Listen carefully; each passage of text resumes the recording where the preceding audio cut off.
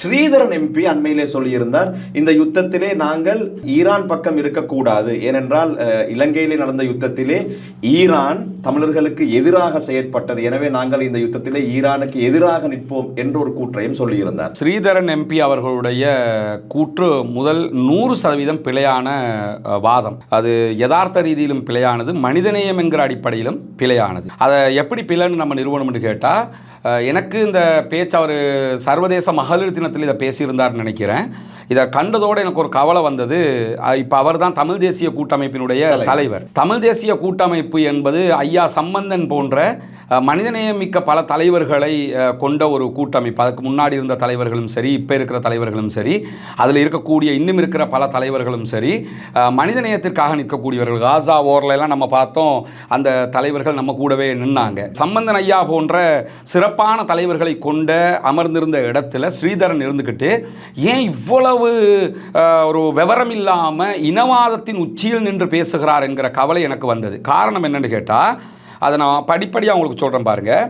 கடைசி யுத்தத்தில் ஈரான் எங்களுக்கு எதிராக ஆயுதம் கொடுத்தது எங்கள் மக்களை கொல்வதற்கு, அதனால் நாங்கள் ஈரானுக்கு எதிராக இருக்கிறோம், இஸ்ரேலுக்கு ஆதரவாக இருக்கிறோம் என்பது அவருடைய வாதம். இது முதல்ல சரிதானாங்கிறத ரெண்டு விதமாக பார்க்கணும். ஈரான் ஆயுதம் கொடுத்துச்சா இல்லையாங்கிறது ஒன்று, இஸ்ரேலுக்கு சப்போர்ட்டாக நீங்கள் இருக்கிறதுக்கான காரணம்ங்கிறது ரெண்டாவது.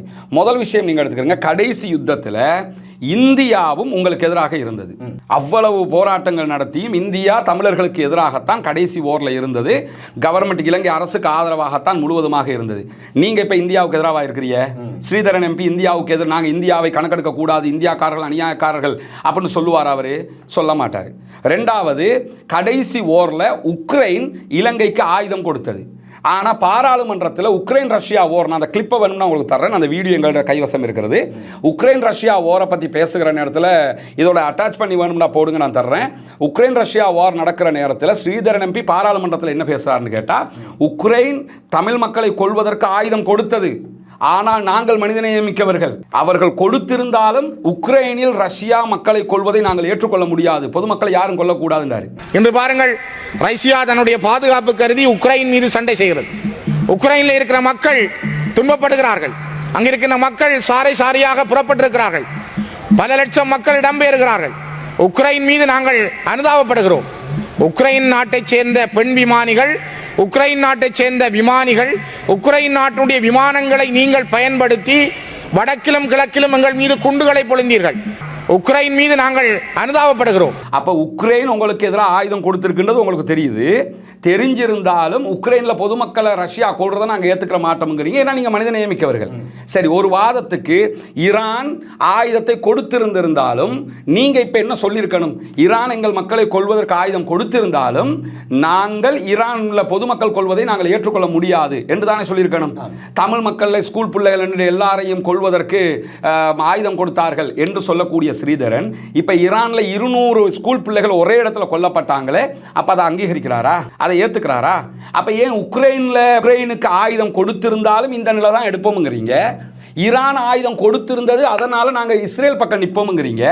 இஸ்ரேல் இப்ப ஈரான்ல கொள்ற அப்ப அத்தனை கொலைகளை நீங்க அங்கீகரிக்கிறீங்கன்னு அர்த்தம். ரெண்டாவது, ஈரான் என்ன ஆயுதம் எப்போது கொடுத்தது என்பதை தைரியம் இருந்தால் ஸ்ரீதரன் எம்பி நிரூபிக்கணும். இந்த டேட்ல இப்ப இந்த மாதிரி ஆதாரத்தோட காட்டணும், சும்மா ஆவணங்களோட காட்டணும். ஈரான் யுத்த நேரத்தில் செஞ்சது ரெண்டு காரியம். ஒன்று, இலங்கைக்கு பெட்ரோல் கொடுத்தாங்க. சரியா? இப்பயும் பெட்ரோல் கொடுக்குறேன்னு இருக்காங்கல்ல. இப்ப பெட்ரோல் கொடுத்தா ஈரான் பெட்ரோல் தருது, நான் அந்த பெட்ரோல் ஓட மாட்டேன்னு ஸ்ரீதரன் எம்பி சொல்லுவாரா? சொல்ல மாட்டார்ல. அப்பவும் பெட்ரோல் கொடுத்தாங்க, இப்பவும் பெட்ரோல் கொடுக்குறாங்க. அப்ப நாட்டுக்கு கடன் தேவைப்பட்டுச்சு, இலங்கைக்கு ஈரான் கடன் கொடுத்தது. அந்த கடனை எடுத்து இலங்கை ஆயுதம் வாங்கிச்சா, அரிசி வாங்கிச்சாங்கிறது ரெண்டாவது. அவன் கடன் கேட்டான், கடன் கொடுத்தாங்க. இதை தாண்டி ஈரானுக்கு ஆயுதம் வாங்குவதற்கு கடன் கொடுத்தது அமெரிக்கா கொடுத்தது, இந்தியா கொடுத்தது, உக்ரைன் கொடுத்தது, ரஷ்யா கொடுத்தது, இலங்கை கொடுத்தது. அந்த பட்டியலை நான் தர முடியும் உங்களுக்கு ஆதாரத்தோட. இவ்வளவு நாடுகள் கொடுத்தது. இந்த அமெரிக்காவோட அவர் அண்ணன் தம்பியா பழகுவார், கனடாவோட அண்ணன் தம்பியா பழகுவார், பிரிட்டிஷ் ஆயுதம் கொடுத்தது அண்ணன் தம்பியா பழகுவார். இன்றைக்கும் அமெரிக்கா உள்ளிட்ட பல அமெரிக்க நாடுகளையும் ஐரோப்பிய நாடுகளையும் விடுதலை புலிகள் தீவிரவாத அமைப்பாகத்தான் அந்த நாடுகள் அறிவித்திருக்கின்றன. விடுதலை புலிகளை தீவிரவாத அமைப்பாக அறிவித்திருக்கக்கூடிய நாடுகள் எல்லாம் உங்களுக்கு தங்கம். உங்களுக்கு நல்லம். ஆயுதம் கொடுத்து தமிழ் மக்களை கொல்வதற்கு ஆயுதம் கொடுத்தவர்களோட எல்லாம் நீங்க ஒட்டி உறவாடுவீங்க. ஆனா இலங்கைக்கு பெட்ரோல் கொடுத்தவன் உங்களுக்கு எதிரி.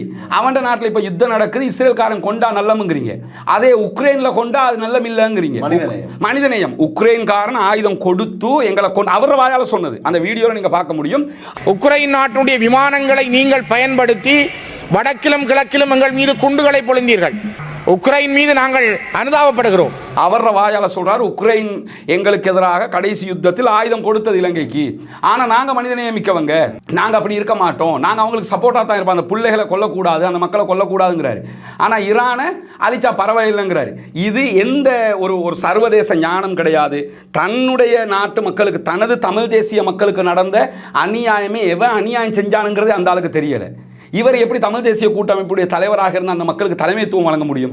இவருக்கு சர்வதேச லோக்கல் அரசியலும் தெரியல, சர்வதேச அரசியலும் தெரியல, தான் என்ன பேசினதும் தெரியல, தான் பேசினதுக்கு முரணாக பேசுறதுங்கிறதும் தனக்கு தெரியல. மொத்தத்தில் இவர் இடத்திற்கு ஏத்தால் மாறி பச்சோந்தியாக மாறிக்கிட்டு இருக்கிறாரே தவிர இது இங்க இருக்கக்கூடிய மக்களையும் இன்னும் பிளவுகளை உண்டாக்கக்கூடிய விஷயம்.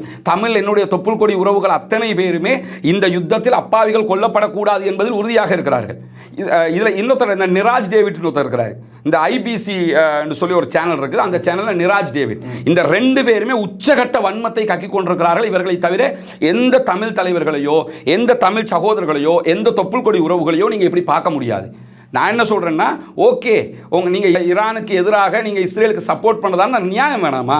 நீங்க உக்ரைனுக்கு சொன்ன வாதம் என்ன, ஈரானுக்கு சொல்கிற வாதம் என்ன? ஈரான் இங்க உமாவோயா திட்டத்தை கொடுத்தான். யாருக்கு கொடுத்தான்? சிங்களவனுக்கு மட்டும் கொடுத்தானா? ஏன் அதுல தமிழ் மக்கள் பலனடைய வாய்ப்பே இல்லையா? அப்ப ஏன் இந்த அபிவிருத்தி திட்டங்கள்ல இருந்து எல்லாமே ஈரான் நமக்கு தந்துகிட்டு இருக்கிறான்? ஈரான் ஆயுதம் தந்தான் என்கிற வாதமே பொய்யானது. ஆயுதம் தந்திருந்தாலும் நீங்க உக்ரைனுக்கு சொன்ன வாத பிரகாரம் நீங்க ஈரானுக்கு சப்போர்ட்டா மனிதநேயமிக்கவங்களாக இருந்தால் இருந்திருக்கணும். ஆனா அப்படி நீங்க இருக்கல. அப்படி என்றால் இவருக்கு பின்னால் இருக்கக்கூடிய ஜூவிஸ் லாபி யார்? இவருக்கு பின்னாடி ஒரு ஜூவிஸ் லாபி இயங்கிக்கிட்டு இருக்குது. இவங்க ஏன்னா அமெரிக்கா தமிழ் மக்களை கொன்னாலும் அமெரிக்கா இவருக்கு நல்லவங்க, இந்தியா தமிழ் மக்களை கொண்டாலும் இந்தியா நல்ல, கனடா சப்போர்ட் பண்ணாலும் நல்ல, யூகே சப்போர்ட் பண்ணினாலும் நல்ல. அத்தனை பேருமே ஆயுதம் கொடுத்தவங்க, அத்தனை பேருமே கடைசி ஓர்ல தமிழர்களுக்கு எதிராக இருந்தவங்க. இவங்க அத்தனை பேருமே இன்றைக்கு இஸ்ரேல் ஓகேண்டா இவங்க அத்தனை பேருமே இவருக்கு ஓகேன்னு அர்த்தம். இஸ்ரேலே ஓகே. இன்னும் சொல்ல போனா இஸ்ரேல் கொடுத்ததுங்க ஆயுதம். கடைசி யுத்தத்தில் இலங்கை போர்சஸுக்கு ஆயுதம் கொடுத்திருந்தது, பயிற்சிகள் கொடுத்திருந்தது, மொசாத் அதுக்கு சப்போர்ட் பண்ணி இருந்ததுங்கிற தரவுகள் எல்லாம் நீங்க பார்க்க முடியும். அப்ப கடைசி யுத்தத்தில் இஸ்ரேல் வந்து உங்களுக்கு சப்போர்ட் பண்ணுதா? அதை யோசிக்க வேணாமா? ஆனா மாறி நீங்க பல தமிழ் சகோதரர்கிட்ட பார்க்க முடியும், இன்னைக்கும் காசா மேல அவங்களுக்கு ஒரு ஈர்ப்பு இருக்கிறது. காரணம் என்னன்னு கேட்டா, யாசர் அரஃபாத் தமிழில் விடுதலை புலிகளோடு நின்றார். யாசர் அரஃபாத் அவர்களுக்குரிய ஆக்கங்களையும் ஊக்கங்களையும் கொடுத்தார், ஆயுத ரீதியாக ஒத்துழைப்புகளை கொடுத்தார் என்கிற நம்பிக்கை அவர்களிடத்தில் இருக்கிறது. அதை பற்றிய தரவுகளும் இருக்கிறது. நிறைய தமிழ் சகோதரர்களுடைய வீடுகளில் பிரபாகரன் போட்டோ இருக்கும், பக்கத்தில் யாசர் அரஃபாத்தில் போட்டோ இருக்கும். அப்போ உங்களுக்கு யார் நெருக்கம்? உங்களோட யார் நின்னா? இங்க உங்களோட தமிழ் கடைசி வாரில் இலங்கை முஸ்லீம்களுக்கும் தமிழ் சமூகத்துக்கும் இடையில் வந்த பிரச்சனை என்னன்னா, முஸ்லீம்கள் மீதான தாக்குதல்கள். அதுல முஸ்லீம்கள் வெறுப்படைந்திருந்தார்கள். புலனறுவலை தாக்கினது, காத்தாங்குடி பள்ளிவாசல் தாக்குதல், வடக்கு வெளியேற்றம், இந்த மாதிரி பிரச்சனைகளால் நம்ம ஓரமாகி நின்னோம். இப்போ அதெல்லாம் மறந்து ஒற்றுமையாக அண்ணன் தம்பிகளாக மாமன் மச்சன்களாக பிட்டும் தேங்காய் பூவையும் போல நம்ம வாழ்ந்துகிட்டு இருக்கிற நேரத்தில் எவ்வளவு பெரிய வன்மத்தை வந்து எந்த ஒரு சர்வதேச அரசியல் ஞானமும் இல்லாமல், உள்நாட்டு அரசியல் ஞானமும் இல்லாமல், தண்ட மக்களை கொள்றதுக்கு எவன் ஆயுதம் கொடுத்தானுங்கிற சொட்டு தெளிவு கூட இல்லாம வந்து பேசிக்கிட்டு இருக்கிறார். எனவே ஸ்ரீதரன் ஐயாவினுடைய இந்த பேச்சு வன்மையாக கண்டிக்கத்தக்கது. அவர் இனங்களுக்கு இடையில குரோதத்தை உண்டாக்கும் விதமாக பேசுறாரு. தமிழ் தேசிய கூட்டமைப்பினுடைய தலைமையாக சம்பந்தன் ஐயா இருந்த இடத்துல இப்படிப்பட்டவர்கள் இருக்கிறார்கள் என்கிற பெருங்கவலை எனக்கு இருக்கிறது. ஒன்று.